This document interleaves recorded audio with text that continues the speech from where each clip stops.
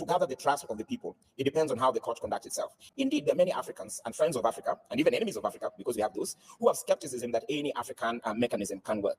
But we've seen many African mechanisms work relatively well.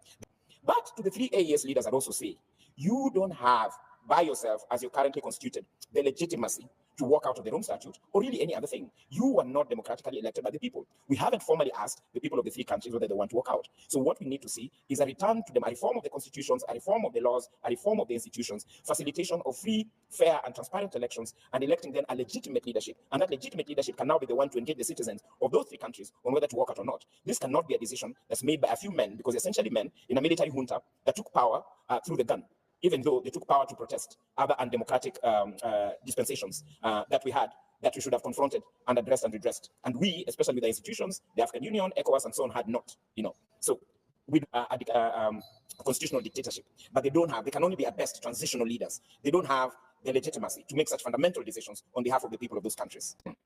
It's just pointing out a lot of different words. You can't even know where he's standing. Actually, he made a point. He have a point of view. But maybe looking at the way he speaks and the things he spoke, he just look like somebody that don't know where he's standing, whether he's standing at the front or at the back. Just be specific and be clear.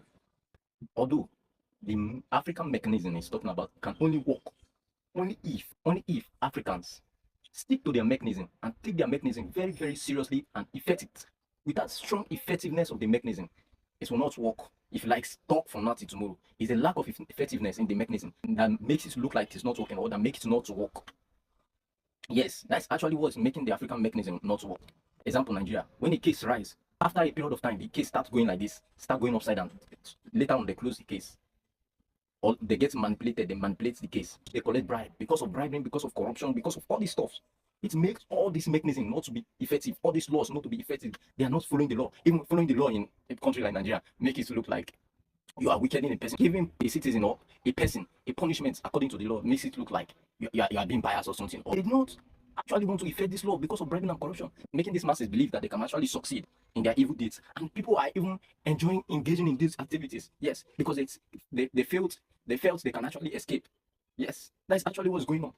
So if you're actually going to talk about the Sahel states in leaving the ICC courts, if you're actually going to be talking about them, if you actually ask the citizen if they are ready to leave this ICC, they're actually going to tell you the same thing. They're actually going to admit to leave.